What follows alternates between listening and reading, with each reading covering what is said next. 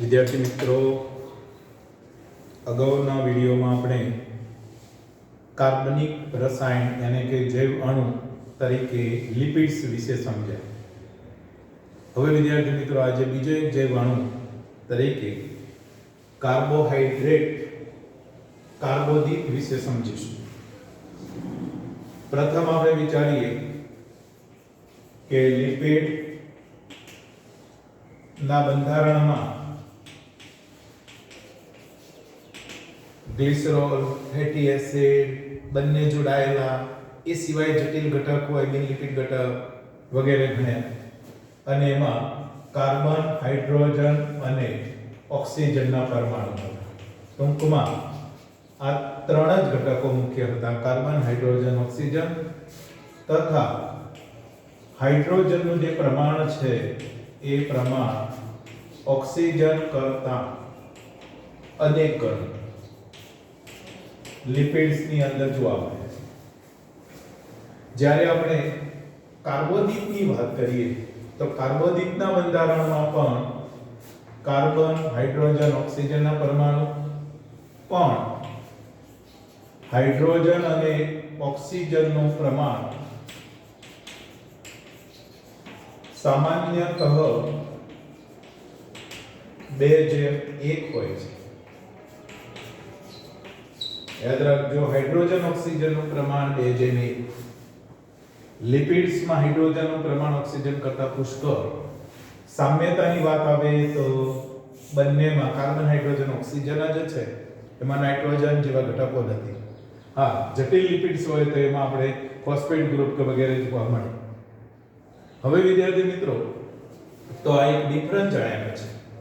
Lipid સામાન્ય રીતે પાણીમાં અદ્રાવ્ય બોલતા હતા, જ્યારે કાર્બોહાઈડ્રેટ છે એમાંના સરળ કાર્બોહાઈડ્રેટ જે હોય એ પાણીમાં દ્રાવ્ય છે, પણ જટિલ કાર્બોહાઈડ્રેટ પાણીમાં અદ્રાવ્ય છે. તો હવે કાર્બોહાઈડ્રેટ વિશે વધારે વિચારીએ આપણે. તો પ્રથમ આ કાર્બોહાઈડ્રેટ ના પ્રકાર વિશેની વાત કરું, અને પ્રકાર જળ વિભાજનને આધારે આપણે વિચારીએ. જો પ્રકાર જળ વિભાજનને આધારે વિચારવાના છે, એટલે કે પહેલો પ્રકાર છે જેને મોનોસેકેરાઇડ કહેવાય છે, જે કાર્બોહાઈડ્રેટ અથવા કાર્બોદિતનું જળ વિભાજન ન થઈ શકે તે કાર્બોદિત, એને આપણે કહેવાય મોનોસેકેરાઇડ. એને કેવું નાના અણુ છે કે જળ વિભાજન પણ શક્ય નથી વિદ્યાર્થી મિત્રો. તો એવા કાર્બોદિતના નાના એકમોને મોનોસેકેરાઇડ્સ. બીજો એક પ્રકાર છે ડાયસેકેરાઇડ, જે કાર્બોદિતનું જળ વિભાજન થતા બે મોનોસેકેરાઇડ અણુ મળે.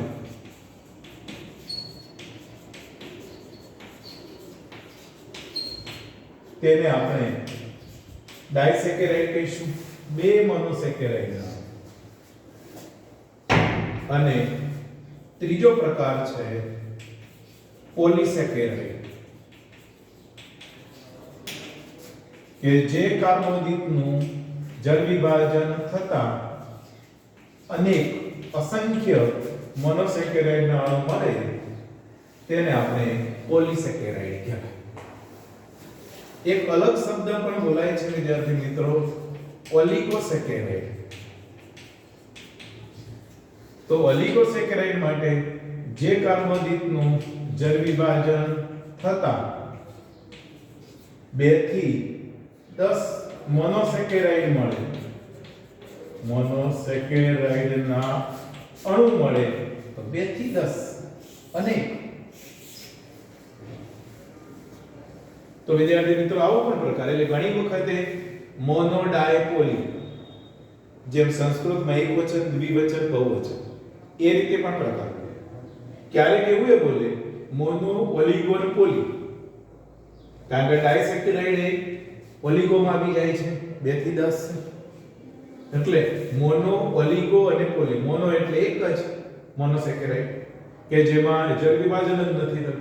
ઓલિગો એટલે થોડાક 2 થી 10 અને પુષ્કળ હોય વધારે 10 થી વધારે તો પોલીસેકેરાઇડ્સ. ચલો વિદ્યાર્થી મિત્રો, આ રીતે એના પ્રકાર પડે છે. આપણે આ બધા જ પ્રકાર વિશે ભણવાનું છે. આજે આપણે પ્રથમ મોનોસેકેરાઇડ વિશે વિચારીએ.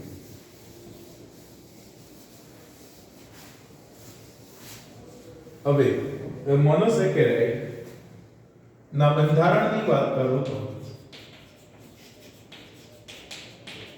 બંધારણમાં એક CHO કે એટલે કે આલ્ડીહાઇડ કે કીટોન સમૂહ અને એકથી વધુ OH સમૂહ, હાઇડ્રોક્સિલ સમૂહ હોય છે. આ એક બંધારણની લાક્ષણિકતા છે કે કોઈ પણ મોનોસેકેરાઇડમાં એક, અને એ પણ કહી દઉં તો મુક્ત રીતે, અલગ રીતે આલ્ડીહાઇડ કે કીટોન સમૂહ બેમાંથી એક જ અને એકથી વધુ OH સમૂહ હોય છે. આ એની ખાસ લાક્ષણિકતા છે. તો આ બંધારણની અંદર એની લાક્ષણિકતા થઈ. બીજી વાત, તેમાં ઓછામાં ઓછા 3 કાર્બન હોય છે.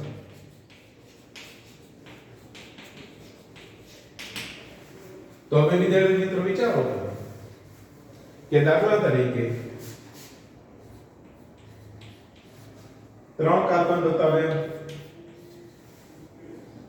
આલ્ડીહાઇડ સમૂહ છે એટલે વિદ્યાર્થી મિત્રો આ રીતે આમાં બતાવી દઉં, એક મુક્ત છે. કીટોન સમૂહ બતાવવો હોય તો મારે આ રીતે બતાવવો પડે બીજા કાર્બન ઉપર, તો માટે 2. હવે બાકીના કાર્બન ઉપર એકથી વધુ OH એટલે મિનિમમ 2 OH સમૂહ બતાવે. સંયોજકતા આપણે બેલેન્સ કરીએ એટલા માટે હાઇડ્રોજન જોડી દઈએ.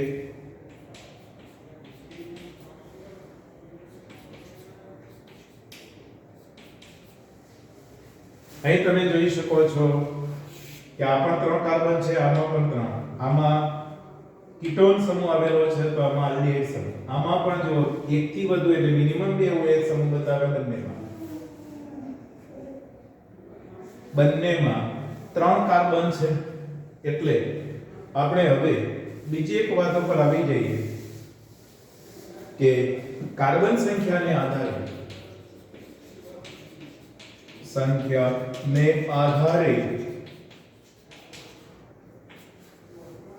ટ્રાયોઝ, ટેટ્રોઝ, પેન્ટોઝ, હેક્સોઝ,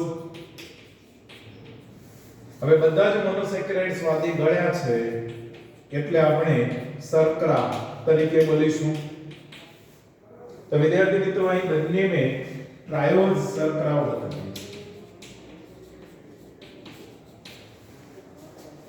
અને એક ટ્રાયોઝ શર્કરાની અંદર આલ્ડીહાઇડ સમૂહ છે એટલે આને હું કહી દઉં આલ્ડોલ ટ્રાયોઝ શર્કરા. આમાં કીટોન સમૂહ છે એટલે કીટોન ટ્રાયોઝ શર્કરા. યાદ રાખજો કે કાર્બોદિતના નામકરણમાં OS પાછળ બોલવામાં આવે એને કે ઓઝ પ્રત્યે લગાડવામાં આવે છે. ઓઝ યાદ રાખજો, પાછળ એક આવશે ASE તો ઉત્સેચકોના નામકરણ, ઉત્સેચક માટે એઝ લગાડાશે પાછળ અને કાર્બોદિતો માટે ઓઝ. તો ચલો કીટોન સમૂહ છે એટલે કીટોઝ, આલ્ડીહાઇડ સમૂહ છે એટલે આલ્ડોઝ, ટ્રાયોઝ 3 કાર્બન છે એટલે.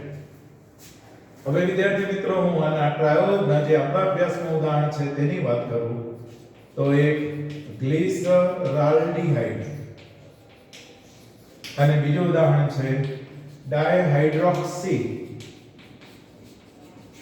એસીટોન. તો વિદ્યાર્થી મિત્રો આપણે આ યાદ રાખવા પડશે અને આ આલ્ડોઝ નું ઉદાહરણ છે અને આ કીટોઝ.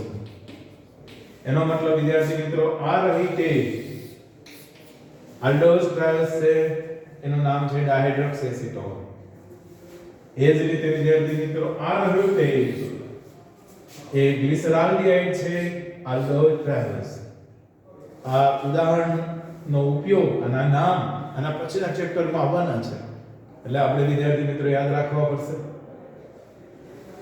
ટેટ્રોસમાં વિદ્યાર્થી મિત્રો કાર્બન સંખ્યા 4 છે, આમાં કાર્બન સંખ્યા 3 છે.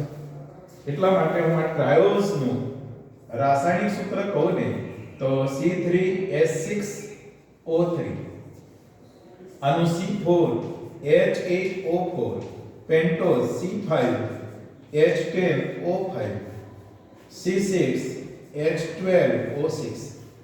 અહીં બધામાં જુઓ તમે વિદ્યાર્થી મિત્રો શું દેખાય છે. એમાં આપણે અગાઉનો મુદ્દો કે હાઇડ્રોજન ઓક્સિજનનું પ્રમાણ 2:1 છે. કોનું પ્રમાણ? હાઇડ્રોજન ઓક્સિજનનું. એટલે આ બધા જ મોનોસેકેરાઇડ્સ ના ઉદાહરણ. હવે વિદ્યાર્થી મિત્રો આપણા અભ્યાસમાં ટ્રાયોસ શર્કરાના ઉદાહરણ છે, પણ ટેટ્રો શર્કરાના ઉદાહરણ ક્યાંય અભ્યાસમાં નથી. તો ચલો રવા દઈએ, એટલે છોડીએ.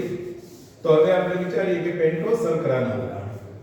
તો પેન્ટોઝ શર્કરાના ઉદાહરણની વાત કરું તો જો પેન્ટોઝ શર્કરામાં 5 કાર્બન છે વિદ્યાર્થી મિત્રો.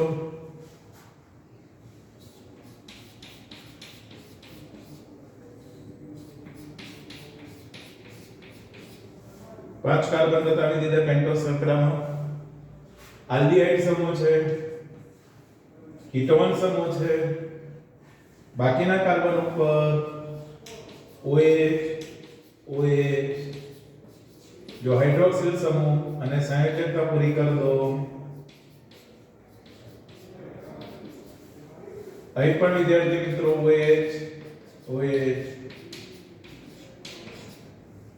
અને સંયોજકતા પૂરી કરો કાર્બનની 4.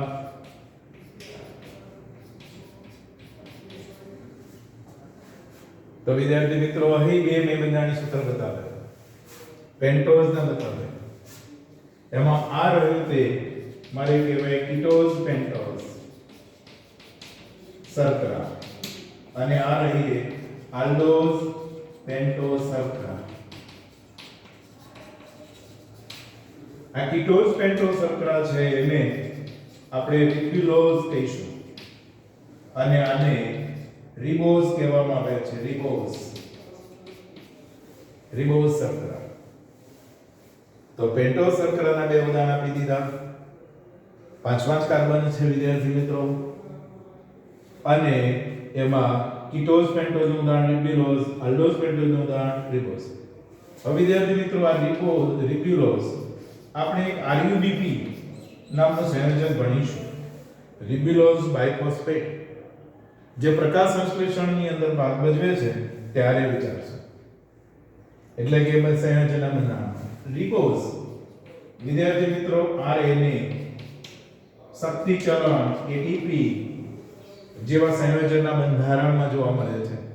Ribose nucleic acid RNA ATP ના બંધારણમાં હોય. અને વિદ્યાર્થી મિત્રો આપણે એક DNA પણ નામ ભણી ગયા. તો DNA ના બંધારણમાં ડીઓક્સી રિબોઝ શર્કરા છે. Deoxy ribose. તો નામ ઉપરથી ખબર પડે કે રિબોઝ માંથી ડીઓક્સી એટલે ઓક્સિજન દૂર થાય. તો વિદ્યાર્થી મિત્રો અત્યારે આ બંનેને હું શું કહી શકું? બંનેનું રાસાયણિક સૂત્ર આ જ છે C5H10O5. બંનેનું બંધારણીય સૂત્ર છે, જુદા છે.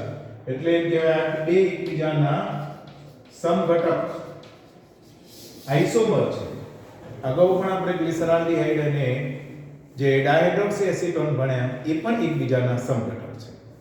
તો અહીં પણ એકબીજાના સમઘટક છે, કારણ કે રાસાયણિક સૂત્ર બંનેનું આ જ છે, ખાલી બંધારણીય સૂત્ર જુદા છે. એવી રીતે અગાઉ પણ ટ્રાયોઝના બે ઉદાહરણ ભણ્યા, ગ્લિસરાલ્ડિહાઇડ અને ડાયહાઇડ્રોક્સી એસિટોન, એ પણ એકબીજાના સમઘટક. અહીં વિદ્યાર્થી મિત્રો હવે આપણે ડીઓક્સી રિબોઝ શર્કરાની વાત કરું તો આ બીજા કાર્બન ઉપરથી ઓક્સિજન દૂર. તો હવે આ બંધારણીય સૂત્ર બની ગયું, એક ઓલું બની ગયું, તો ડીઓક્સી રિબોઝનું બની ગયું ડીઓક્સી. અને ડીઓક્સી રિબોઝનું બની જાય ત્યારે હવે આ બે એકબીજાના સંઘટક નહીં થાય. ડીઓક્સી રિબોઝ શર્કરા કોની અંદર? ડીએનએ ની રચનામાં ભણીશું. અને ડીઓક્સી રિબોઝ શર્કરાનું રાસાયણિક સૂત્ર C5H10O4 થશે.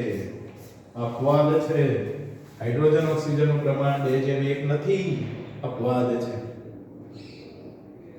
તો ચલો આ પેન્ટોઝ શર્કરાઓની વાતો કરી. હવે વિદ્યાર્થી મિત્રો એનાથી આગળ હેક્સોઝ શર્કરાઓની વાતો કરીએ. હેક્સોઝ 6 કાર્બન વાળી છે, એનું રાસાયણિક સૂત્ર. આ 6 કાર્બન વાળી હેક્સોઝ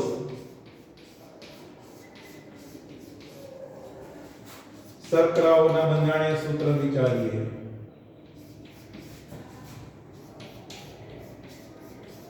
જો હું 3 બંધારણીય સૂત્ર બતાવી, આલ્ડીહાઇડ સમૂહ બતાવી દઉં. આલ્ડીહાઇડ સમૂહ, કીટોન સમૂહ, બાકીના કાર્બન ઉપર OH સમૂહ,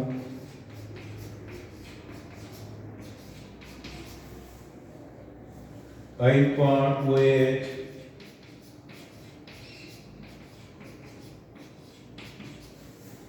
પણ યાદ રાખજો વિદ્યાર્થી મિત્રો, જો હું ગ્લુકોઝ ઉદાહરણ લેતો હોય તો ત્રીજા કાર્બન ઉપર OH સમૂહ આવે છે, અને ગેલેક્ટોઝ નામની આલ્ડીહાઇડ શર્કરા લેતો હોય તો ત્રીજા અને ચોથા બંને કાર્બન ઉપર OH સમૂહ. બાકીની સંયોજકતા H વડે પૂરી કરો.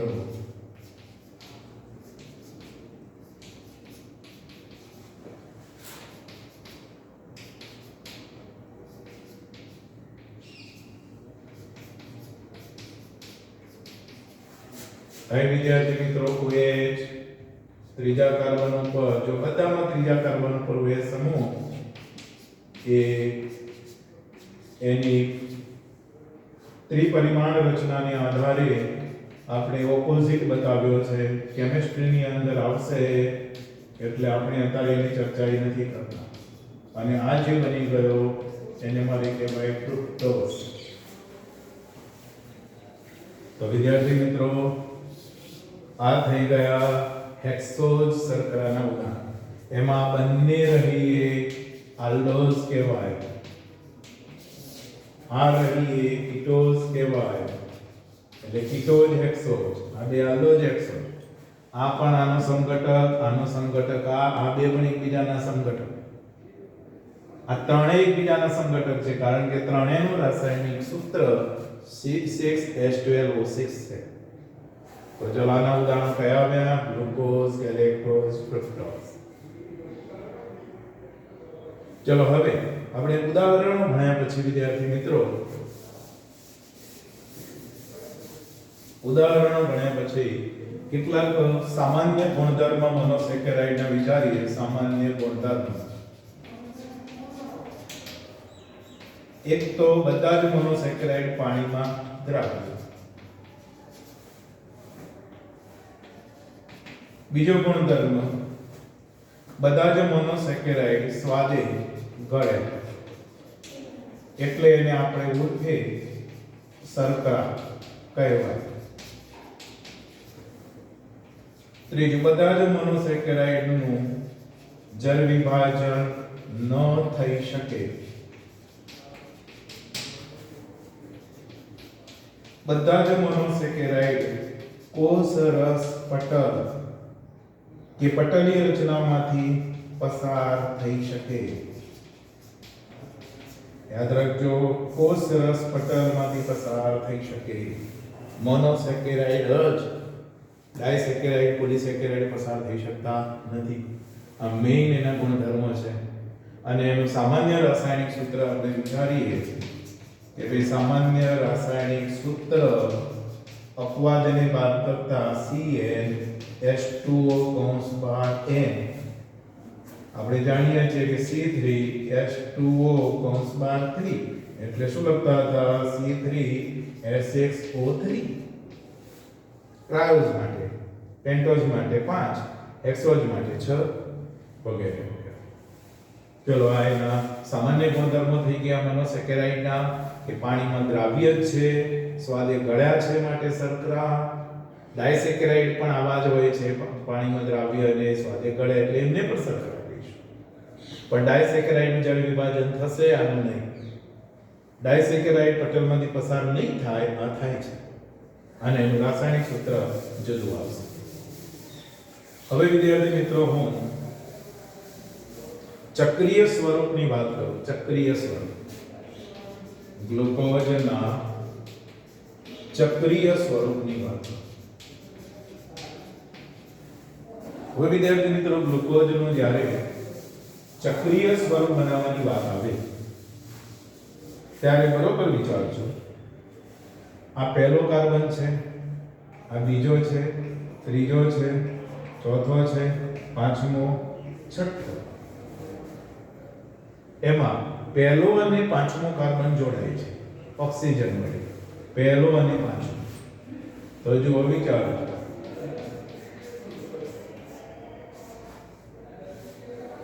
એમાં પહેલો અને પાંચમો ઓક્સિજન વડે જોડાય છે, પહેલો અને પાંચમો.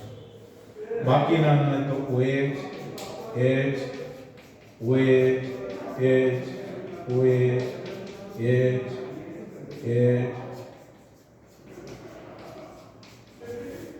તો વિદ્યાર્થી મિત્રો અહીંથી એક OH ગયો, અહીં શું હતો CHO એટલે કાર્બન તો રાખ્યો એટલે HO. તો હવે કલ્પના કરો તમે કે એક ઓક્સિજન વડે મેં આ બંનેને જોડવા માટે ઓક્સિજન લીધો, પહેલા અને પાંચમાને. તો હવે બાકીના ઘટક કયા રહ્યા? H, OH. તો આની સાથે H અને OH જોડી દો એટલે જો આ કાર્બનની સંયોજકતા 4 થઈ ગઈ. પહેલા કાર્બનની પહેલો અને પાંચમો જોડાઈ ગયો અને હવે જે ચક્રીય સ્વરૂપ બનશે એમાં 5 કાર્બન અને 1 ઓક્સિજન વાળું ચક્રીય સ્વરૂપ બનશે. વિદ્યાર્થી મિત્રો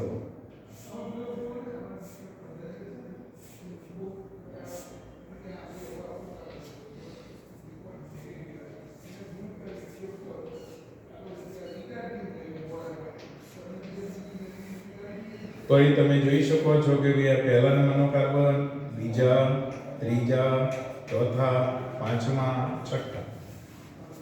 પહેલો કાર્બન અને પાંચમો કાર્બન, પહેલો કાર્બન અને પાંચમો કાર્બન ઓક્સિજન વડે જોડાય. પહેલો અને પાંચમો ઓક્સિજન. છઠ્ઠો કાર્બન ચક્રમાં ભાગ લેતો નથી એટલે મેં દોર્યું. હવે વિદ્યાર્થી મિત્રો જો પહેલા કાર્બન સાથે સમૂહ HOH, પહેલા કાર્બન સાથેનો સમૂહ, બીજા કાર્બન સાથે HOH, ત્રીજા કાર્બન સાથે OH, ચોથા કાર્બન સાથે HOH,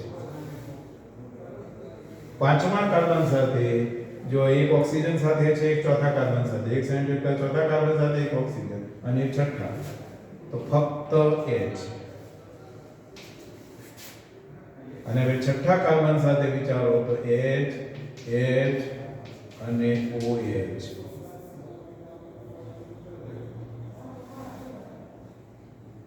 ઘણી વખતે આમ લખી નાખીએ આખો સમય. તો વિદ્યાર્થી મિત્રો આ ગ્લુકોઝનું ચક્રીય સ્વરૂપ થયું. આ ગ્લુકોઝના ચક્રીય સ્વરૂપને વિદ્યાર્થી મિત્રો બોલવામાં આવે છે ડી સ્વરૂપ.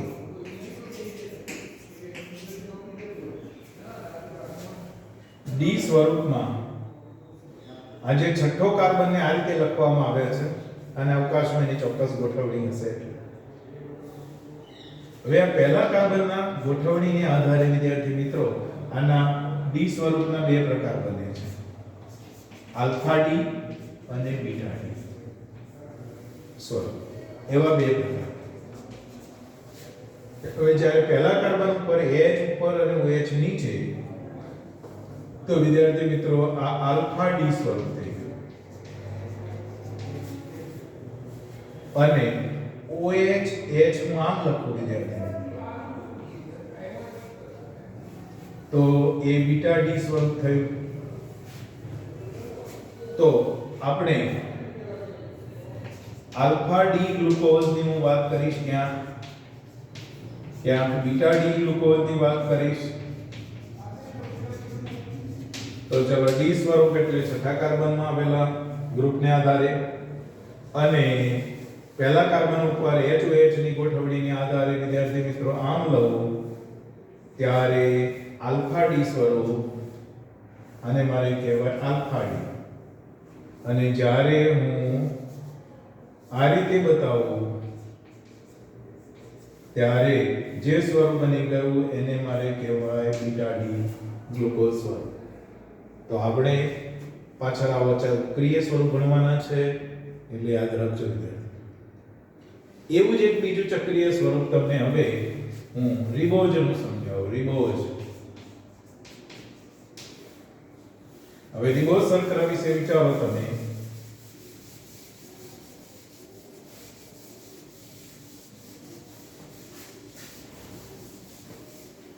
જો ગ્લુકોઝ છે વિદ્યાર્થી મિત્રો, એ ગ્લુકોઝ અને ગેલેક્ટોઝ નું જે ચક્રીય સ્વરૂપ છે, સ્વરૂપ ષષ્ઠકોણીય બન્યા છે, માટે એને પાયરોનોઝ રિંગ કહેવાય. અને જ્યારે જો ચક્રીય સ્વરૂપ પંચકોણીય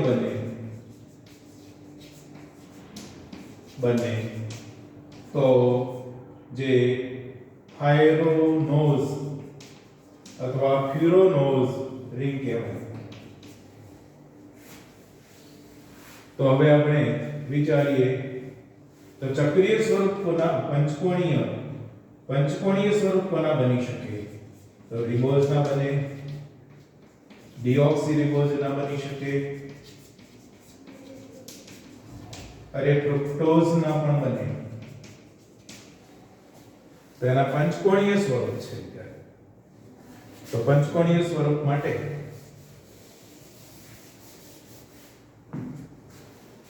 પ્રથમ આપણે રિબોઝ ની વાત કરીએ. ચલો 5 કાર્બન વાળો છે. રિબોઝ આલ્ડિહાઇડ સમૂહ ધરાવે છે.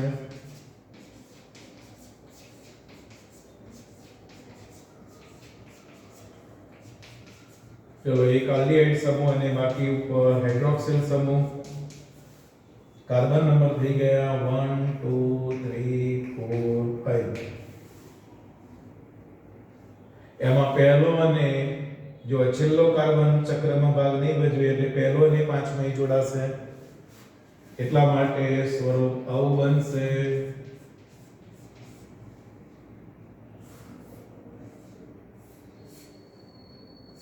બાકીના કાર્બન પર સ્થિતિ બતાવવા માંડીએ. હવે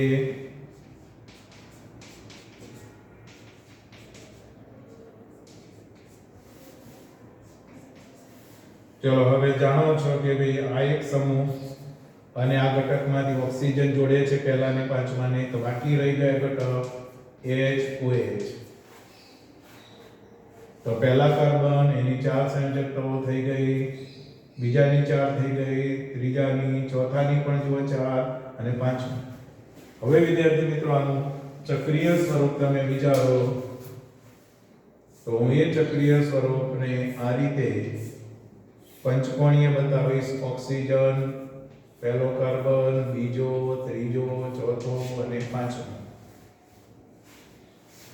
તો આ પહેલો છે, બીજો છે, ત્રીજો છે, ચોથો છે અને પાંચમો.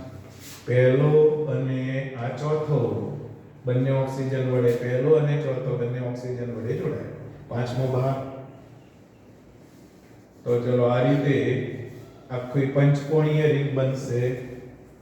પહેલા કાર્બન સાથે હવે જો HOH,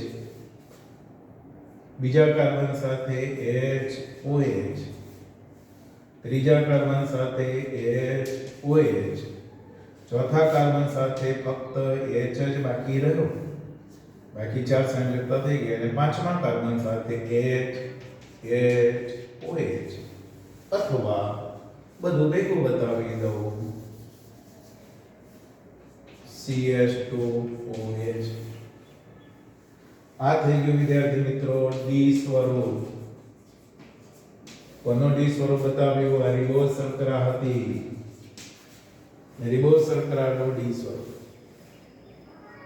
હવે વિદ્યાર્થી મિત્રો જો હું બીજા કાર્બન ઉપરથી ઓક્સિજન દૂર કરી દઉં તો આ શું થઈ ગયું કહેવાય મારે? ડીઓક્સીરિબોઝ શર્કરા DNA માં. તો ઓક્સિજન હટાવો તો અહીંયા પહેલો બીજો કાર્બન, તો આ થઈ ગયો ડીઓક્સીરિબોઝ શર્કરાનો ડી સ્વરૂપ જે DNA માં આપણે ગણશું. પણ વિદ્યાર્થી મિત્રો આના પણ બે પ્રકાર છે, આલ્ફા અને બીટા. તો આલ્ફા DH છે, બીટા DH. તો વિદ્યાર્થી મિત્રો કોના આધારે? આના આધારે.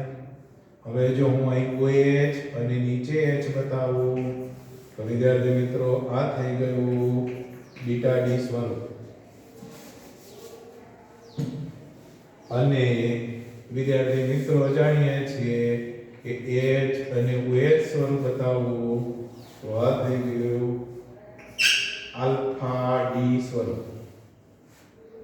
તો વિદ્યાર્થી મિત્રો આ રિબોઝ ડીઓક્સીરિબોઝ ને યાદ રાખી દેજો. ચલો આ રિબોઝ નું આલ્ફા ડી સ્વરૂપ થઈ ગયું, આ ડીઓક્સીરિબોઝ નું આલ્ફા ડી સ્વરૂપ થઈ ગયું. ઊંધો કરી દઉં તો બીટા ડી સ્વરૂપ. વિદ્યાર્થી મિત્રો પહેલા કાર્બન ઉપર આવેલા HOH આની ગોઠવણીને આધારે આવા આલ્ફા અને બીટા સ્વરૂપ બનતા હોય છે. તો વિદ્યાર્થી મિત્રો આમ રિબોઝના ચક્રીય સ્વરૂપની વાત કરી, પંચકોણીય બને છે એટલે રિંગ નહીં. વિદ્યાર્થી મિત્રો આવા બંને ચક્રીય સ્વરૂપ તમે ગ્લુકોઝનું અને રિબોઝનું ચક્રીય સ્વરૂપ તમારે 9.1 આકૃતિમાં આપેલા છે. આજે આપણે લિપિડ્સ વિશે જે અગાઉ સમજ્યા એની પણ આકૃતિઓ ત્યાં આપેલી છે. બંધારણ સૂત્રો યાદ રાખવાના છે, પછી આપણે ઉપયોગ કરવાનો છે. ચલો આવતા પિરિયડમાં આપણે વિદ્યાર્થી મિત્રો હવે જો મોનોસેકેરાઇડ ક્લિયર સમજ હશે મગજમાં તો હવે મોનોસેકેરાઇડ બે જોડાઈને ડાયસેકેરાઇડ બનશે, અનેક જોડાઈને પોલીસેકેરાઇડ બનશે. તો ડાયસેકેરાઇડ અને પોલીસેકેરાઇડનો અભ્યાસ આવતા લેક્ચરમાં કરશું વિદ્યાર્થી.